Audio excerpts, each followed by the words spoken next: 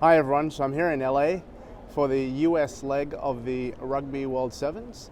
I used to play rugby until injury ended my career early on. A couple of screws in my leg. Some might say there's a few screws loose, but that's another story for another day.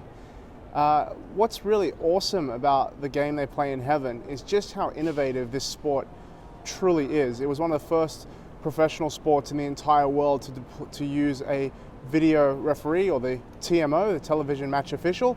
And if we think about the problems that video referees are having in other sports today, it just shows you how forward-thinking rugby and the game of rugby is and has been. Gathering data and analytics, especially in real time, is almost business as usual for any professional sports team or athlete these days.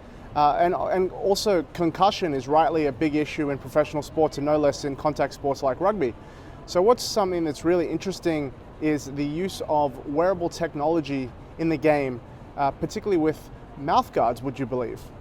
Back when I was playing, the humble mouth guard was a piece of rubber that molded to your mouth. Nowadays, there are mouth guards that are wearable technologies that have circuits embedded in them, so that on the sidelines, the team can measure the impact of collisions and force in real time, and then detect any movements to the brain or the head, which is really interesting from a monitoring perspective for the concussion aspect, which makes the game safer.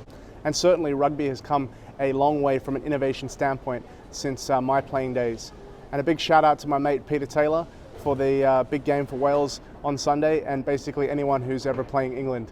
Spoken like a true Australian. So that's another episode of Be the Change in 60 Seconds. Where will I see you next week?